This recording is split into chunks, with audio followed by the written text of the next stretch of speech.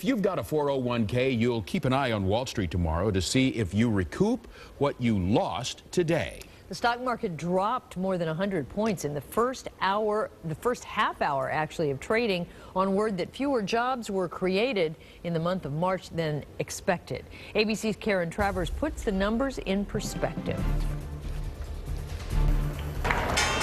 It was a rough start to the week on Wall Street. Stocks opened in the red and stayed down all day as investors reacted to last Friday's weaker than expected jobs numbers.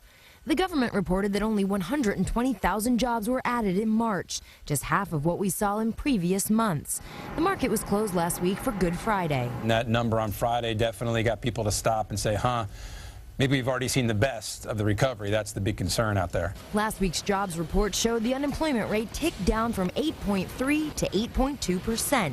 Analysts attributed that to fewer Americans looking for work. It's clear to every American that there will still be ups and downs along the way, and that we've got a lot more work to do. Even before the weak jobs report on Friday, the Dow had dropped 4 straight days. Investors are concerned that the Federal Reserve isn't likely to take steps to spur economic growth and skittish about the ongoing European debt crisis.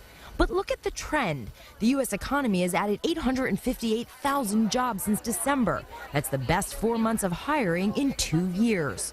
The number of Americans filing for unemployment is the lowest since April of 2008, the depth of the recession. We've had a huge rally. The market's been up 30% in the last 6 months. So I wouldn't get too concerned about a day or two of big declines, because when you put it in context, we're still up a long way from where we were back in October. Investors are eagerly anticipating first quarter corporate earnings reports this week for more signs of where the economy's heading.